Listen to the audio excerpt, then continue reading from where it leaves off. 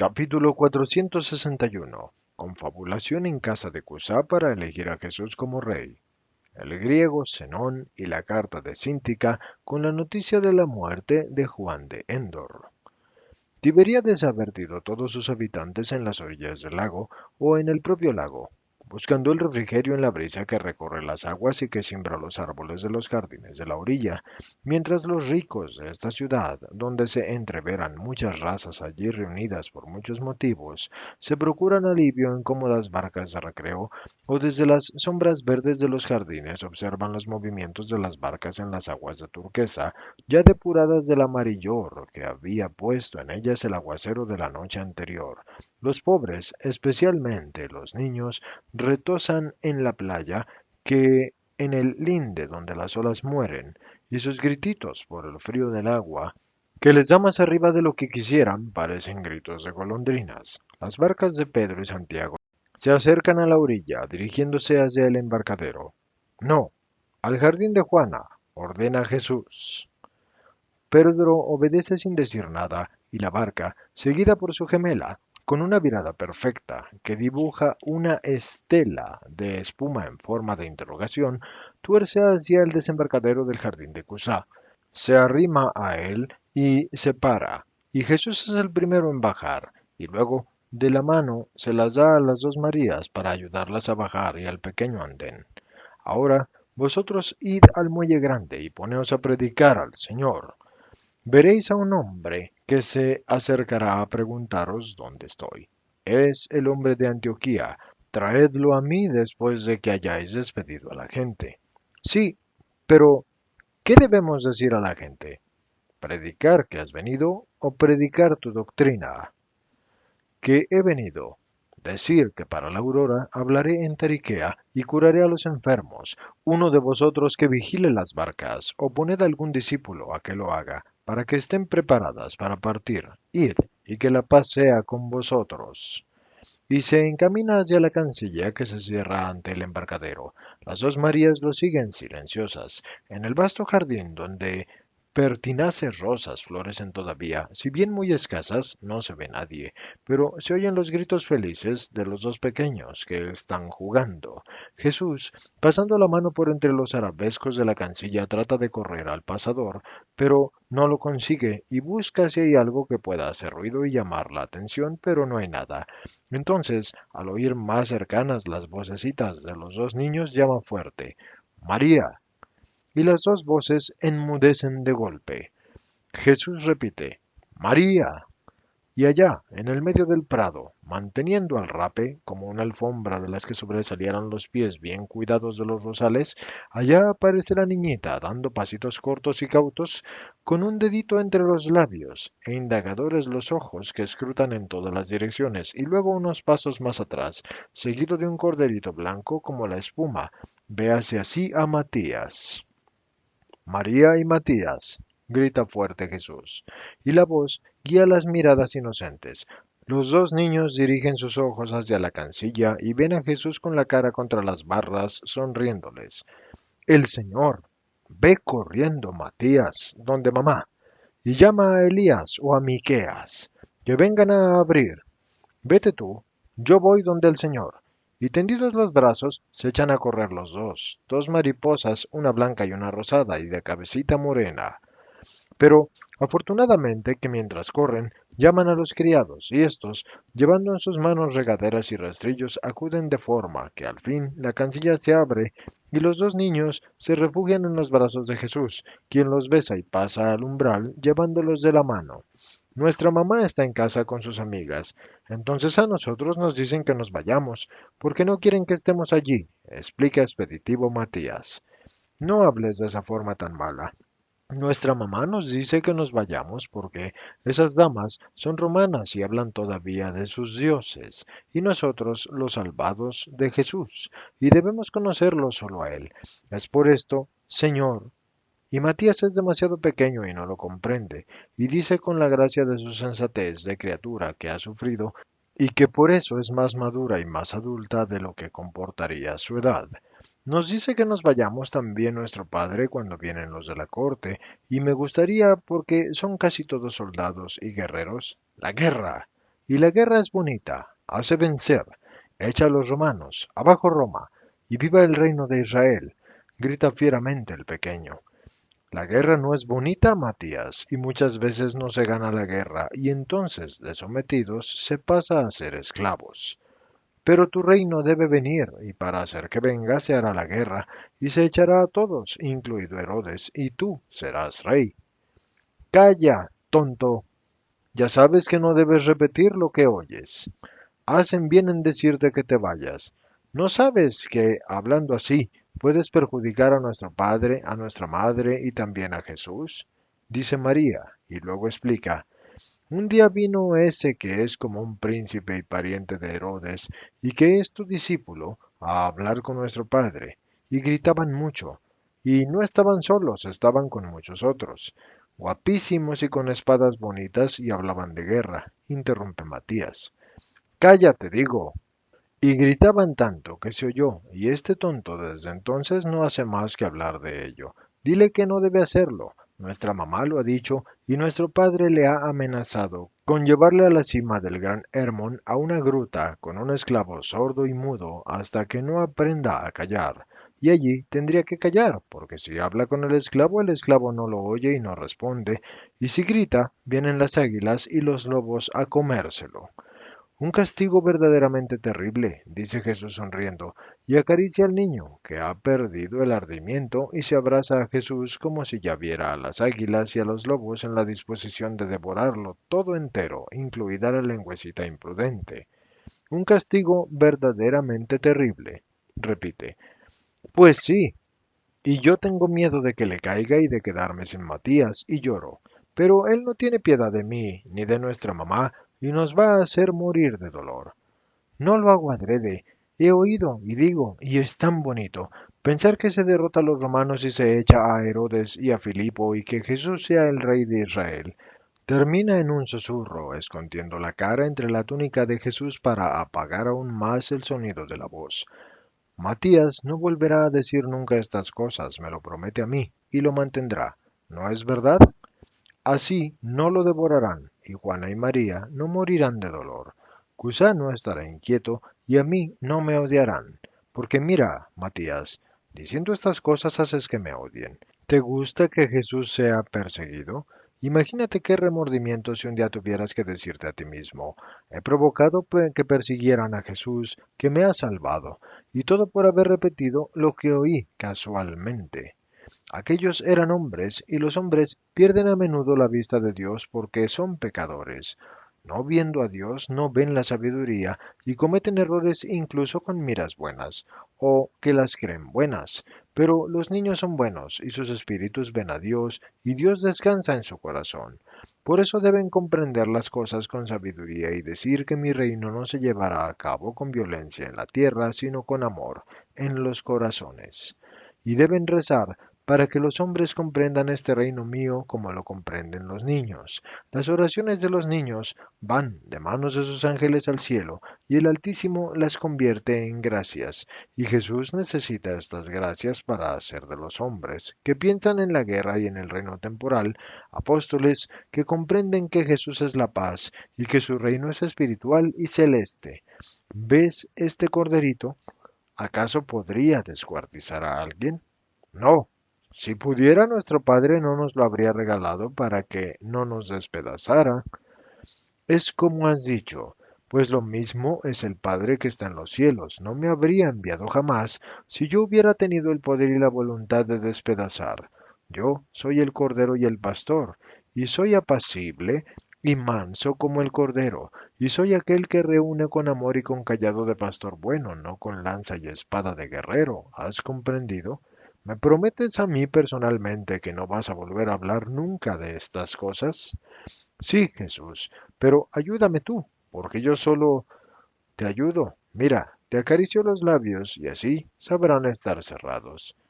Maestro mío, santo atardecer este que me concede el verte, dice Jonatán, que ha venido de la casa y se ha postrado a los pies de Jesús. Pasa a ti, Jonatán. ¿Puedo ver a Juana? Está viniendo. Ha despedido a las romanas para venir aquí contigo. Y Jesús lo mira interrogativamente, pero no pregunta nada. Camina hacia la casa mientras que escucha a Jonatán que habla de Cusá, muy molesto con Herodes, y que dice, por amor a mi ama te ruego que la frenes, porque quiere hacer cosas que no te harían bien a ti, ni tampoco a él, pero sobre todo a ti. Con un espléndido vestido blanco sobre el que desciende desde la cabeza un velo tan perpetuado de plata que parece una filigrana argentea, y no sé cómo la ligereza del tejido puede resistir ese recamo de brocado de plata ceñida con una delgada diadema que por delante termina ligeramente en una punta con una mitra cuajada de perlas y con pesados pendientes de perlas en las orejas y perlas en la base del cuello y perlas en las muñecas y en los dedos, una aparición de belleza y pureza y gracia. Juana viene rauda hacia su señor y sin preocuparse de su bonito vestido, se postra en la tierra del paseo y le besa los pies a Jesús. La paz a ti, Juana. Cuando estás conmigo, siempre hay paz en mi casa.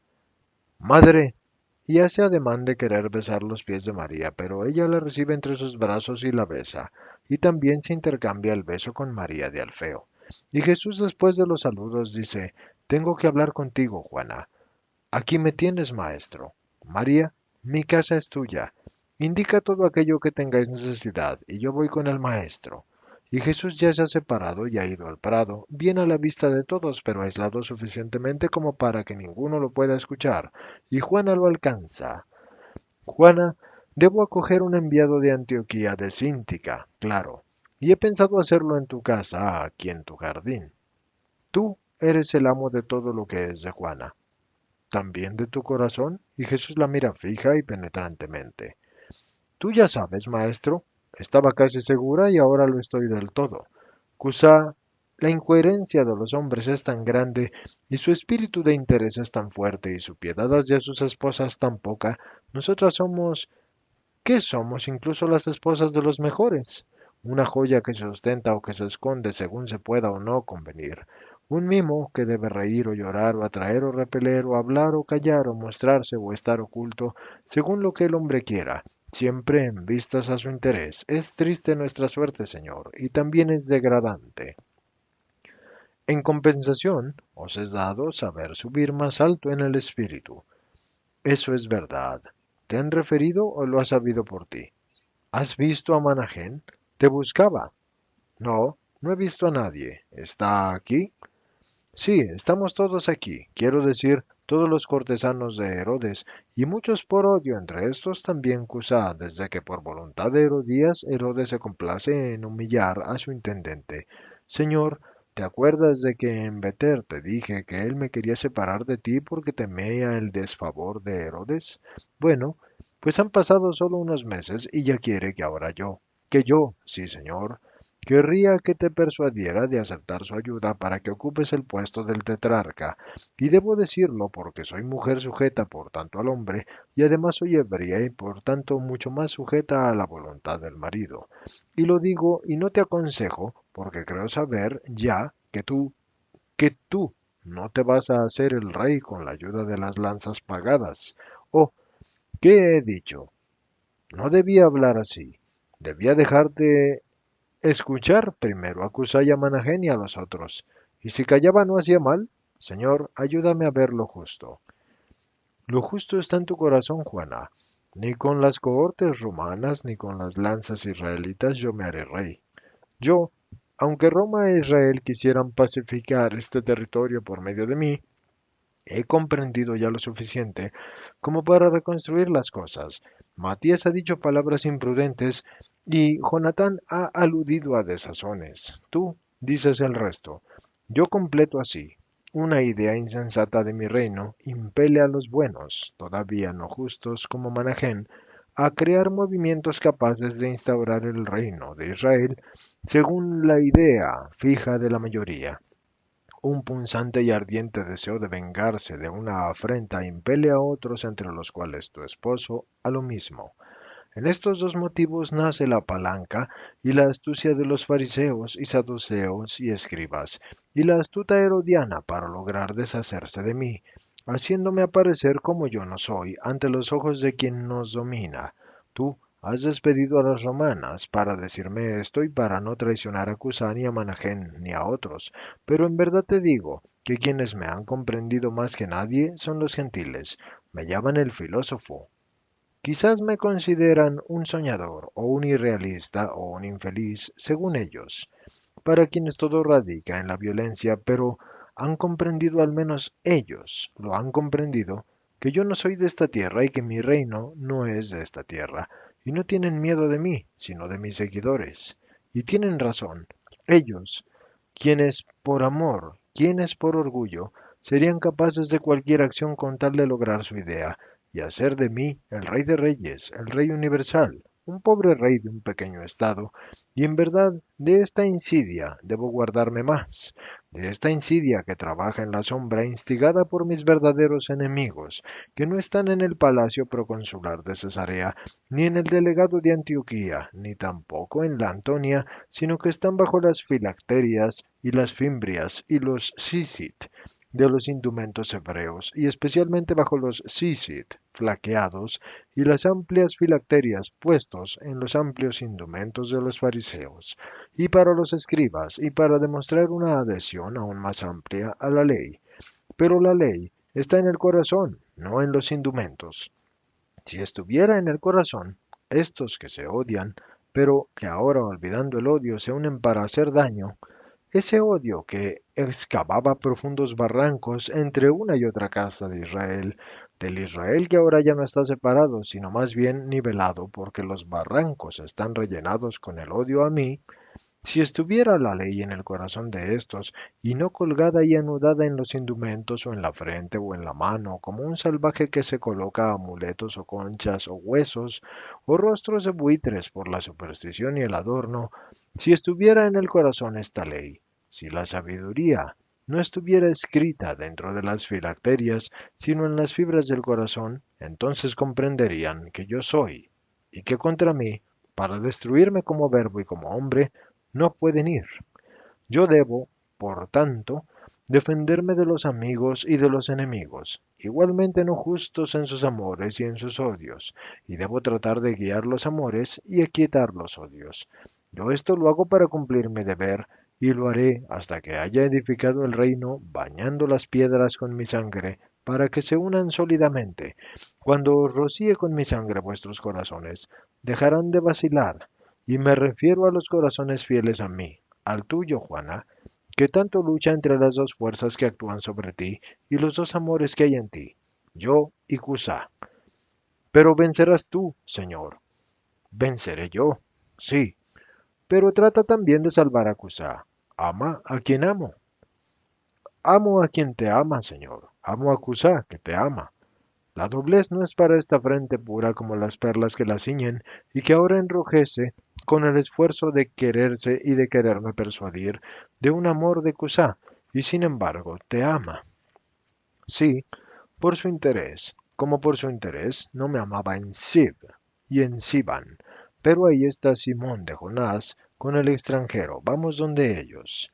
Van hasta el amplio vestíbulo que hay en la parte de atrás de la casa. Es más que un vestíbulo, es un pórtico semicircular abierto al parque, y el parque se prolonga en la casa con este vestíbulo en forma de semicírculo que da al jardín y está adornado de columnas con ramas de rosales que ahora no tienen flores, y con ramajes delicados de jazmines y columnas tachondas de flores y de otras plantas trepadoras y purpúreas cuyos nombres ignoro. La paz sea contigo, extranjero. ¿Tú querías verme? Salud y gloria, Señor. Quería verte. Tengo una carta para ti. Me la dio una mujer griega de Antioquía. Soy... No, ya no soy griego, porque he tomado la ciudadanía romana para continuar con mi contrato de arrendamiento. Soy proveedor de los soldados romanos. Los odio, pero aprovisionarlos es fructífero. Por lo que nos han hecho, debería mezclar cicuta en la harina, pero habría que envenenar a todos. A pocos no es eficiente. Reaccionarían peor.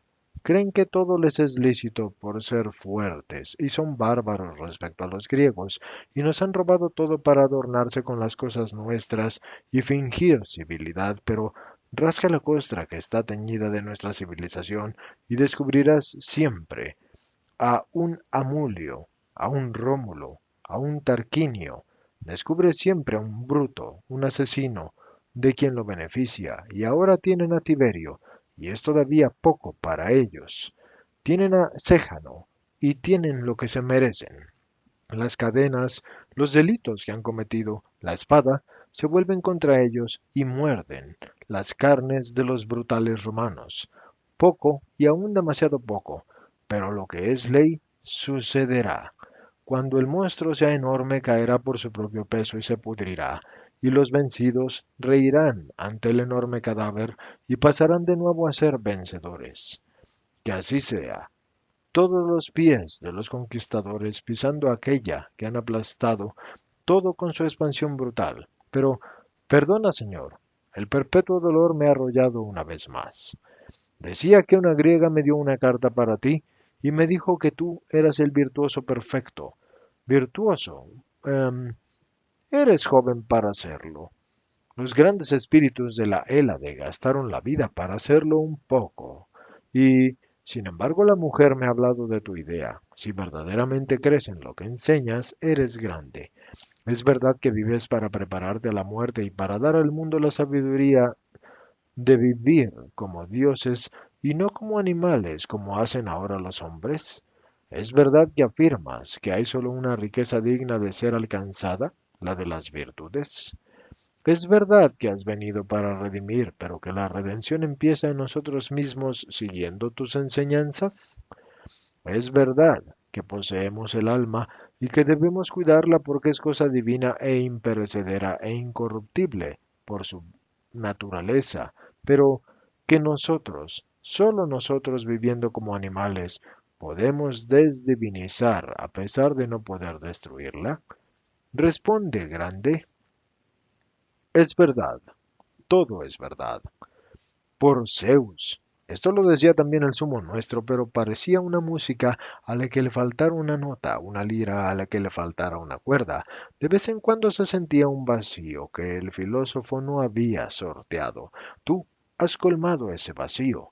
Si realmente has venido y no solo para enseñar, sino también para morir, no obligado a ello por nadie, sino por voluntad propia y de obediencia al Dios, y lo cual hace de tu muerte no un suicidio, sino un sacrificio, por la divina Palaz. Ninguno de nuestros dioses hizo esto jamás. Así que yo deduzco que tú eres más que ellos. La griega dice que no existen y que tú solo eres. Entonces yo estoy hablando con un dios. ¿Y puede un dios escuchar a un aprovisionador ladrón y rencoroso con su enemigo, a un miserable hombre? ¿Por qué me escuchas? Porque veo tu alma. ¿La ves? ¿Y cómo es? Retorcida, sucia, con serpientes por cabellos, desabrida, ignorante a pesar de que tu intelecto sea muy distinto del de un bárbaro, pero dentro del templo feo tienes un altar que espera, como el que está en el Areópago, y espera la misma cosa, al Dios verdadero. A ti entonces, ¿por qué la griega dice que tú eres el Dios verdadero? Pero por Zeus, es verdad lo que dices de mi alma. Eres más claro y seguro que el oráculo délfico, pero tú predicas paz y amor y perdón, difíciles virtudes, y predicas continencia y honestidad del todo tipo. Y ser eso es ser dioses más grandes que los dioses, porque ellos no son pacíficos, ni honestos, ni magnánimos. Son la perfección de las pasiones malas del hombre, excepto Minerva, que es la menos sabia. La misma Diana, pura, pero cruel. Sí, ser lo que tú predicas es ser más que los dioses. Si yo lo alcanzara por el bellísimo Ganímedes, él, de jovencito, a águila olímpica y divino copero, pero Zenón, de proveedor de cereales a los amos bárbaros, ¿a Dios? Pero deja que me interne en este pensamiento y lee la carta de la mujer, y entre tanto, y el hombre se pone a pasear como un peripatético. Pedro, cansado al ver que el discurso era largo, se había sentado cómodamente en un asiento del atrio y en el frescor del ambiente, y en mullidos almohadones echados encima del asiento se ha puesto tranquilamente a dar una cabeceada. Pero debe haber tenido un oído en vela, porque le despierta el ruido de romper el sigilo y de desenrollar el pergamino, y se pone en pie mientras se frota los ojos soñolientos, y se acerca al maestro, que lee de pie erguido debajo de una lámpara de lastras de mica delicadamente violácea, siendo tenue la luz y adecuada para iluminar el lugar, sin quitarle el encanto de la luna en las noches serenas. Y Jesús mantiene alto el folio para leer las palabras, y Pedro, mucho más bajo que el maestro y estando a su lado, trata de alargar el cuello y de ponerse de puntillas para ver, pero no puede. Es Cíntica, ¿eh? ¿Qué dice? Pregunta dos veces y suplica. «Le fuerte, maestro». Pero Jesús responde, «Sí, es ella». Después, y lee. Y acabado el primer folio lo enrolla y se lo mete en los pliegues de la cintura y continúa la lectura del segundo folio. ¿Cuánto ha escrito, ah? ¿Cómo está Juan? ¿Y quién es aquel hombre? Y Pedro se muestra insistente como un niño. Y Jesús está tan absorto que ya no lo escucha, y terminando queda el segundo folio, que recibe el mismo destino que el primero. Y así, ahí se estorpean y deja que los tenga yo. Y sin duda piensa, y yo les doy una ojeada. Pero alzando los ojos para seguir las manos del maestro, que desenrollan el tercero y el último folio, ve brillar una lágrima que cuelga de las pestañas rubias de Jesús. Maestro, ¿lloras? ¿Por qué, maestro mío? Dice, y se pega a él, y le abraza la cintura con su brazo musculoso y corto. Ha muerto Juan. Oh, pobrecillo. ¿Cuándo? Con los primeros calores fuertes, echándonos mucho de menos. Pobre Juan, pero claro, estaba consumido, y el dolor de separarse, y todo por esas serpientes. Si supiera su nombre, le fuerte, señor, yo lo quería a Juan. Después leeré, calla ahora. Y Jesús le atento, y Pedro se alarga aún más para ver, y la lectura termina, y Jesús enrolla de nuevo el folio y dice, llama a mi madre. ¿No lees? Voy a esperar a los otros, entre tanto me despediré de ese hombre. Y mientras Pedro entra en casa, donde están las discípulas con Juana, Jesús va a donde el griego. ¿Cuándo partes?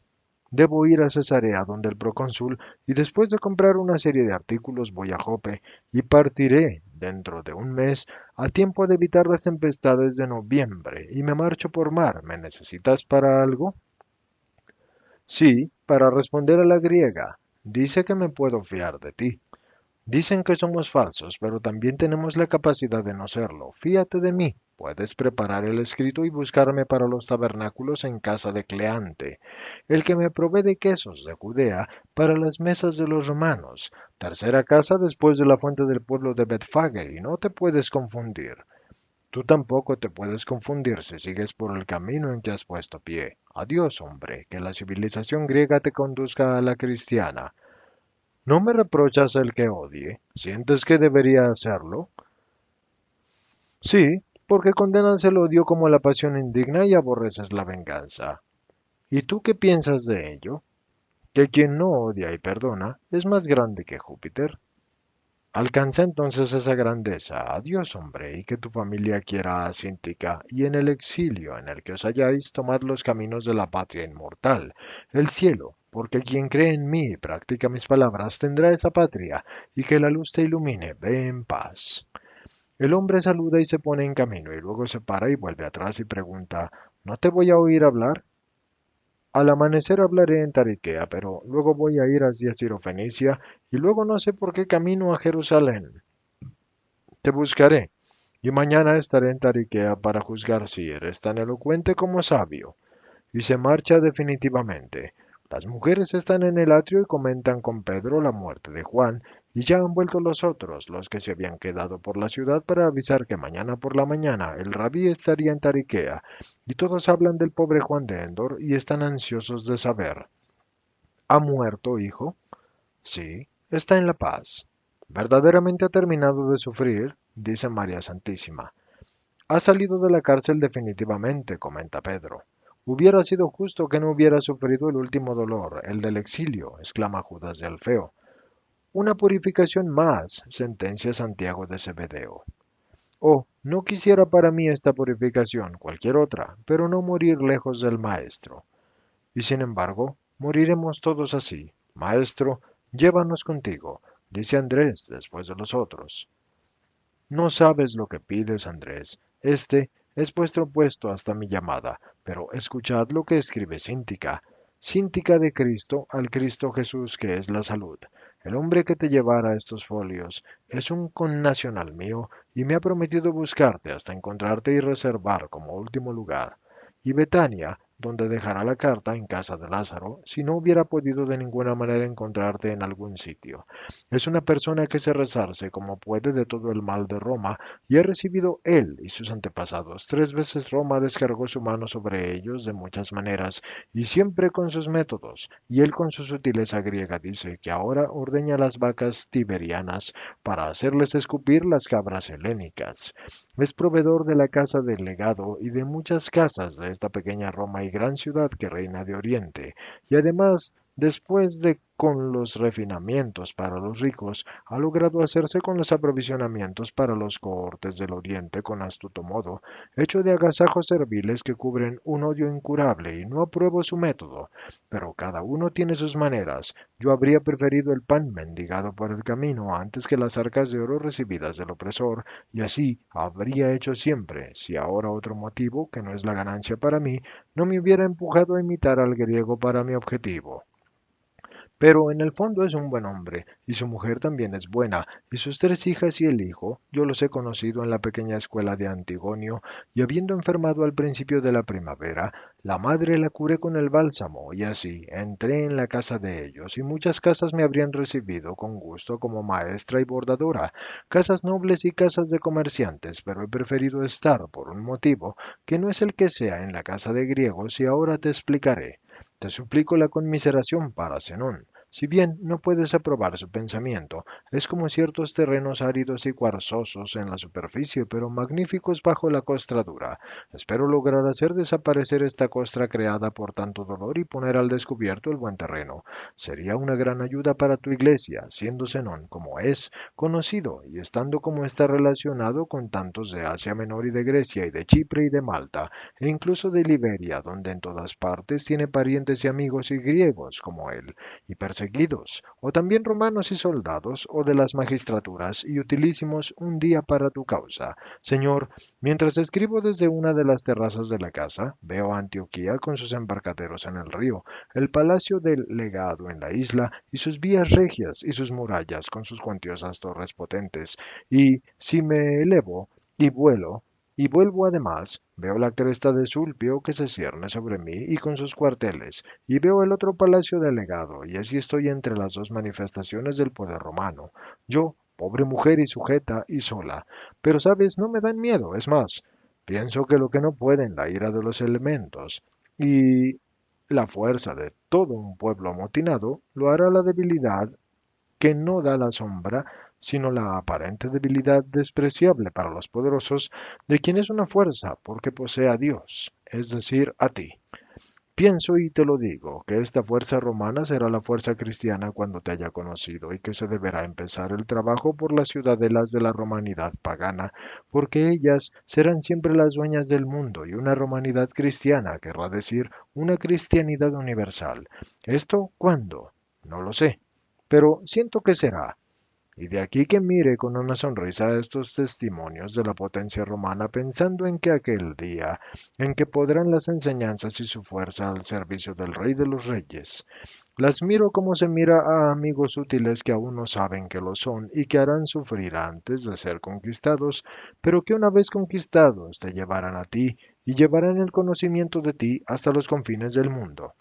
Yo, pobre mujer, oso decir a mis hermanos en ti y a mis hermanos mayores que cuando llegue la hora de la conquista del mundo para tu reino, no por Israel, que es demasiado cerrado en su rigorismo mosaico y exacerbado por el farisaico y por las otras castas como para ser conquistado, sino por aquí, por el mundo romano y por sus extremidades, los tentáculos con que Roma estrangula toda fe y todo amor y toda libertad, y que no sepan lo que ella quiera, sino las que le son útiles, y por aquí deberá empezarse la conquista de los espíritus para la verdad.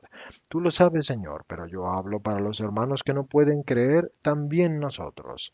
Los gentiles tengamos así aspiración al bien. A los hermanos les digo que bajo la coraza pagana hay corazones desilusionados del vacío pagano y asqueados de la vida que llevan, porque así es costumbre, y cansados del odio y del vicio y de la insensibilidad. Hay espíritus honestos, pero que no saben dónde apoyarse para hallar la satisfacción a su aspiración al bien.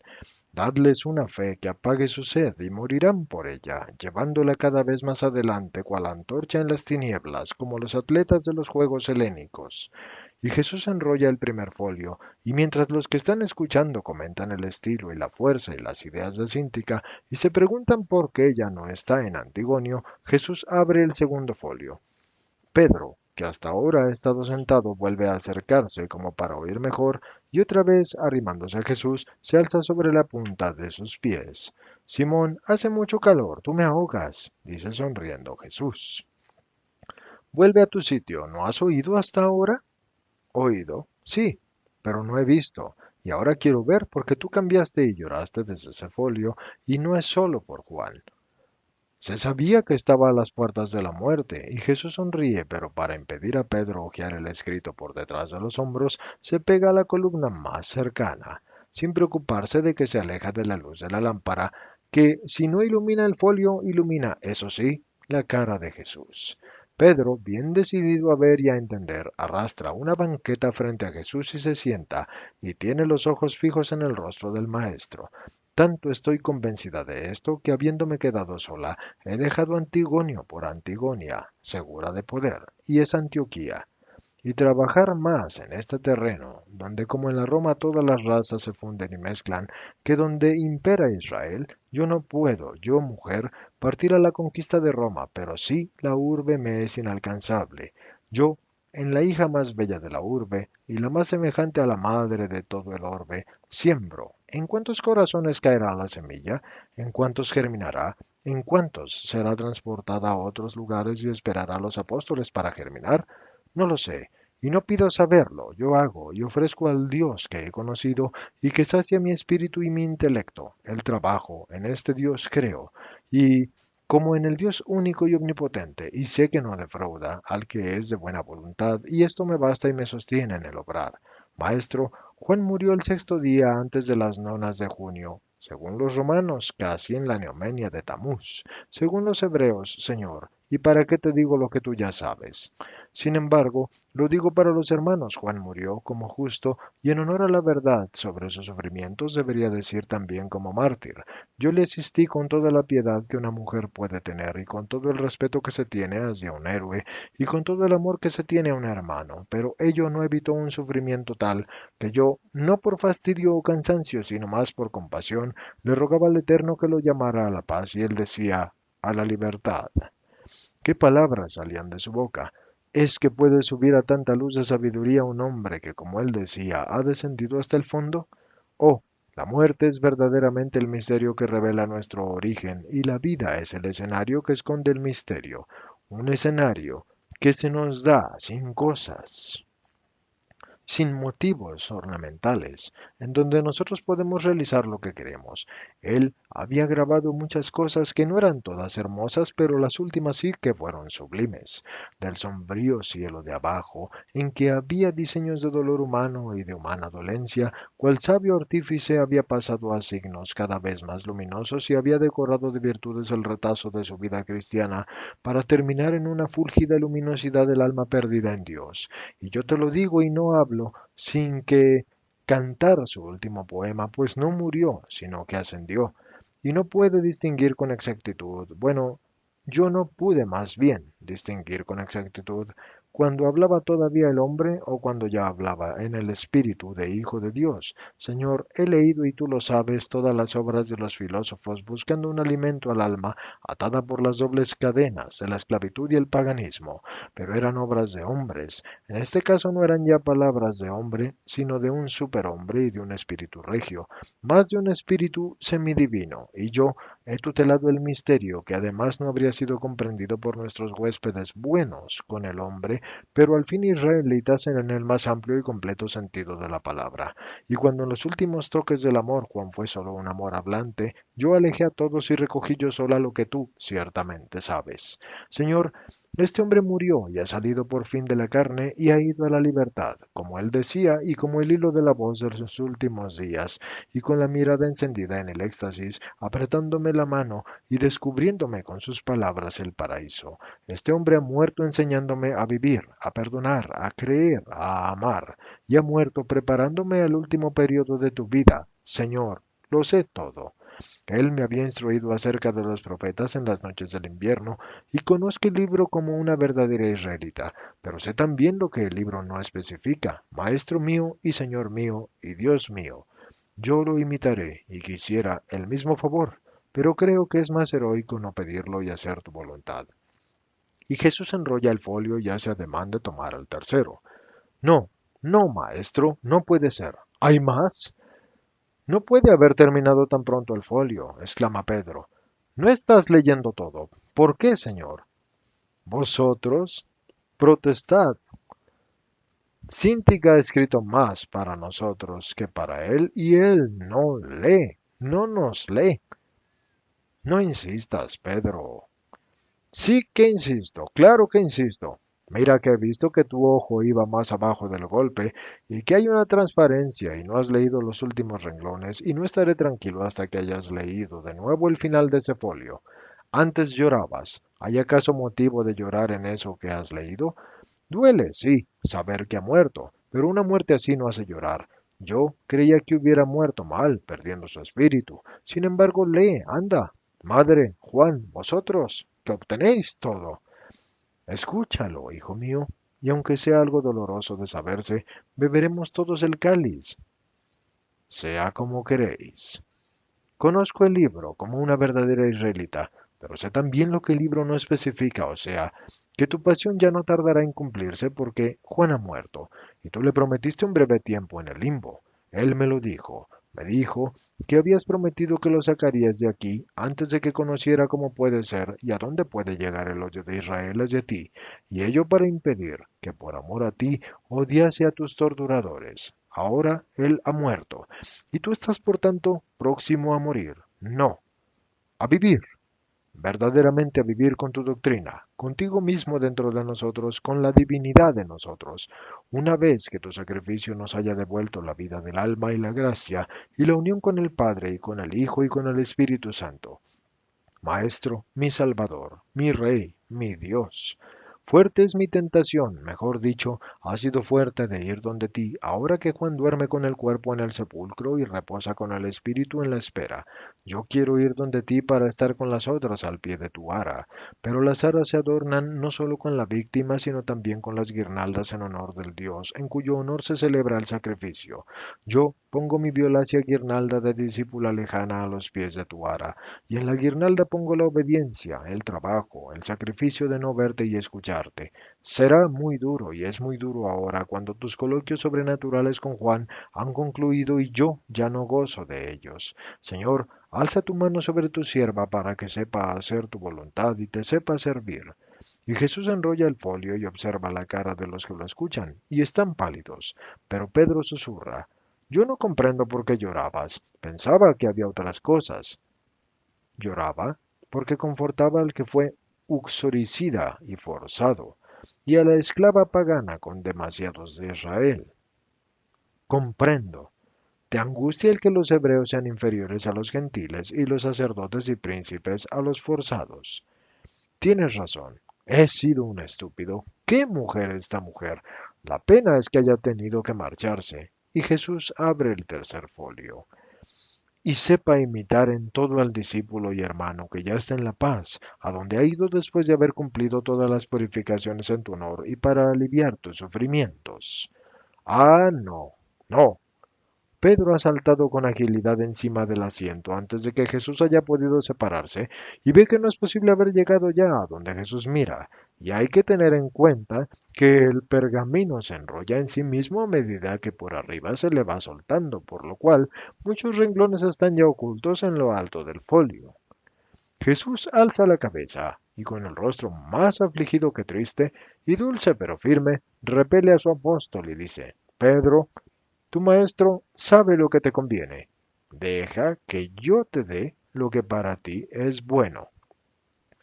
Pedro queda tocado por esas palabras, y más por la mirada tan implorante y luciente por una lágrima que está para caer de Jesús, y baja del asiento y dice, obedezco. ¿Pero qué podrá ser lo que hay ahí? Y Jesús reanuda la lectura. Y ahora que he hablado de otros, hablo de mí. He dejado a Antigonio después de la sepultura de Juan, no porque me tratasen mal, sino porque sentía que ese no era mi lugar. ¿Por qué lo sentía? No lo sé. Lo sentía como te he dicho que había conocido a muchas familias porque muchos habían venido a nosotros y he preferido quedarme en la de Zenón precisamente porque está en el ambiente en que yo espero trabajar. Una mujer romana quería que viviera en su espléndida casa junto a la columnata de Herodes. Una siria riquísima me invitaba como la madrastra al taller de tejidos que su marido, que es de Tiro, ha abierto en Seleucia. Una viuda y prosélito madre de 7 niñas que vive cerca del puente Seleucio quería que viviera con ella por el respeto a Juan, maestro de los niños. Una familia greco-asiria con almacenes en una calle cerca del circo solicitaba que fuera ella porque en el tiempo de los juegos podía ser útil.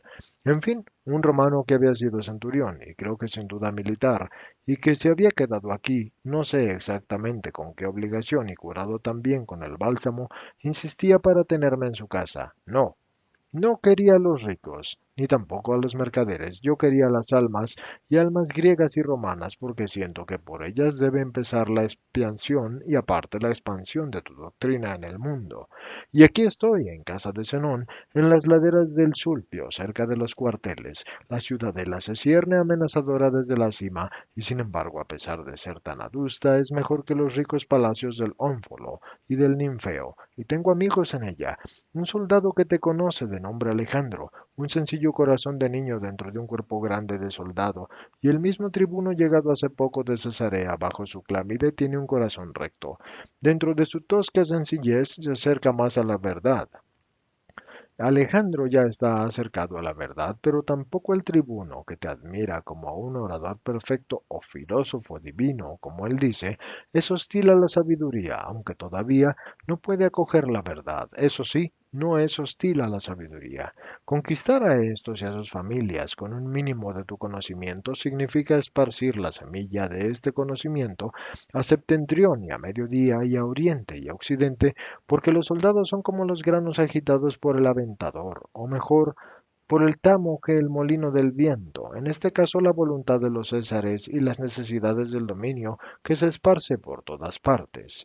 Cuando llegue un día en que tus apóstoles como pájaros lanzados a volar se esparzan para por la tierra, y gran ayuda será para ellos el encontrar en los lugares del apostolado uno solo aunque sea, uno solo que no ignore tu venida, y por esta idea cuido también de los gladiadores y de los cuerpos dolientes y de los viejos y de los heridos y de los jóvenes, y por esto mismo ya no evito a las mujeres romanas, y por esto soporto a quienes eran la causa del dolor para mí, y todo por ti. Si hierro, aconséjame con tu sabiduría, solo que sepas. Pero ya lo sabes, que mis errores provienen de las deficiencias y no de la malicia. Señor, tu sierva te ha dicho muchas cosas y nada respecto a lo mucho que tengo en el corazón. Pero tú ves mi espíritu, Señor. ¿Cuándo veré tu rostro? ¿Cuándo veré de nuevo a tu madre? ¿Y a los hermanos? La vida es un sueño que pasa. Pasará la separación y estaré en ti y con ellos y será la alegría y la libertad para mí, y también para mí como para Juan. Y me postro a tus pies, mi Salvador. Bendíceme con tu paz. A María de Nazaret, a las discípulas la paz. Y la bendición a los apóstoles y a los discípulos. Paz y bendición a ti, Señor. Gloria y amor. He leído, madre. Ven conmigo. Vosotros esperadme o descansad. No regreso. Estaré en oración con mi madre. Juana, si alguno me busca, estoy en el cenador de cerca del lago. Pedro ha apartado un poco a María y le dice algo, intranquilo pero en voz baja, y María le sonríe y le susurra algo, y luego alcanza a su hijo que sigue el sendero apenas visible en la noche. ¿Qué quería Simón de Jonás? Saber, hijo mío, es como un niño, es un niño grande, pero es muy bueno. Sí, es muy bueno. Y te ha rogado a ti, que eres buenísima para saber, y ha descubierto el punto débil. Tú y Juan. Lo sé. Hago como que no lo sé, pero sí lo sé. Pero no puedo ceder siempre para complacerlo. No hacía falta, Jonatán. Podíamos estar también sin la luz, dice al ver que Jonathan viene con una lámpara de plata y con unos almohadones que ahora dispone en la mesa y en los asientos del senador. Lo ha ordenado Juana. La paz a ti, maestro, y a ti. Y se quedan solos. Decía que no siempre puedo complacer a Pedro. Esta noche no podía. Solo tú puedes conocer los puntos que yo he callado. Y te he llamado para esto. Y también para estar contigo, mamá. Para mí, estar contigo en las últimas horas antes de una separación es acumular tanta dulce fuerza que me siento rico de ella para muchas horas de soledad en medio del mundo, que no me comprende o que me comprende mal. Y estar contigo en las primeras horas de un regreso es tomar nuevas fuerzas después de todos los cálices que debo beber en el mundo tan desagradables y amargos. Y María lo acaricia sin hablar, erguida junto a él que está sentado, y es la madre que conforta a su hijo, pero él hace que se siente y dice, escucha. Y entonces María, en posición atenta y sentada frente a él, pasa a ser la discípula pendiente de los labios de Jesús Maestro. Cíntica escribe hablando de Antioquía.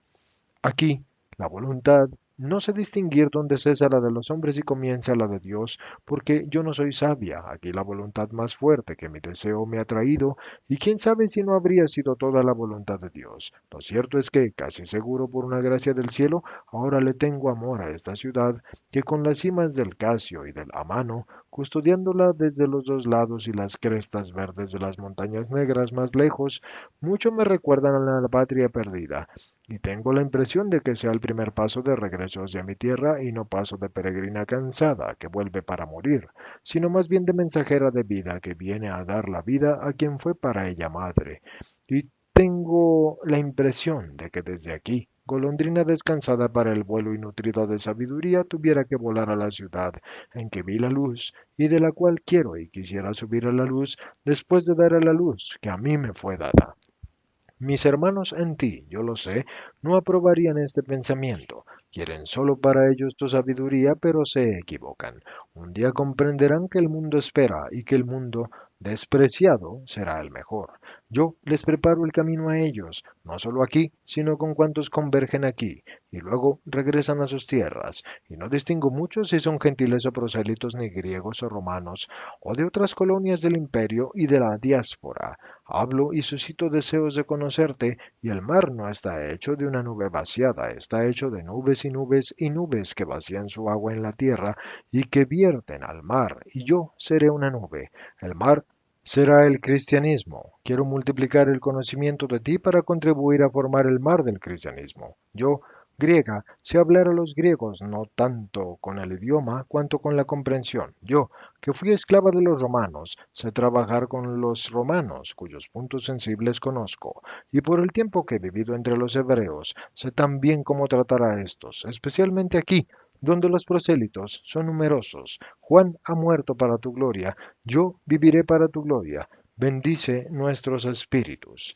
Y más adelante, donde habla de la muerte de Juan, donde no he dejado que Simón leyera, está escrito, Juan ha muerto tras haber pasado todas las purificaciones, incluso la extrema, la del perdón a aquellos que con sus maneras de actuar te han obligado a alejarlo y lo han matado. Sé el nombre de estos, al menos del principal, Juan me lo reveló, diciendo, desconfía siempre de él, es un traidor, y me ha traicionado a mí, y lo traicionará a él, y traicionará a nuestros compañeros, pero lo perdono a Judas Iscariote, como lo perdonará él.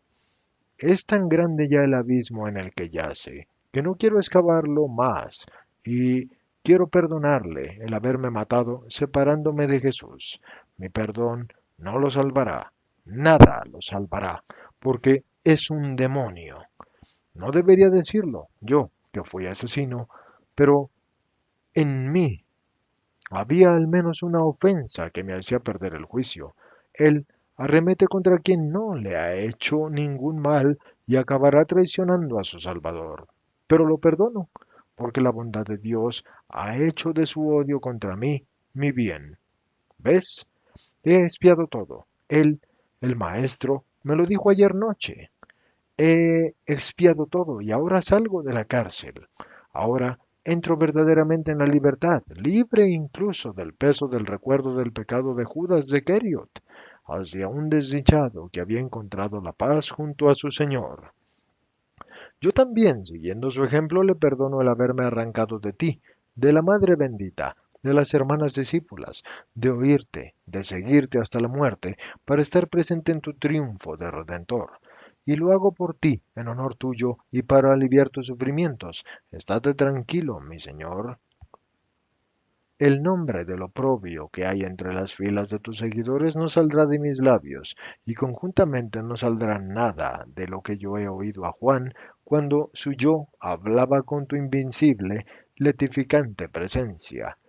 He estado dudando si ir a verte antes de establecerme en mi nueva morada, pero he sentido que habría transparentado mi repulsa hacia Judas Iscariote y que te habría perjudicado ante tus enemigos. Así pues, he sacrificado este consuelo también con la seguridad de que el sacrificio no quedará sin un fruto y sin premio. Esto es, madre, ¿podía leerle yo esto a Simón? No, ni a él ni a los otros. Dentro de mi dolor tengo la alegría de esta muerte santa de Juan. Hijo, vamos a orar para que él sienta nuestro amor y para que Judas no sea el oprobio. Oh, es horrendo. Y no obstante, nosotros perdonaremos. Vamos a orar.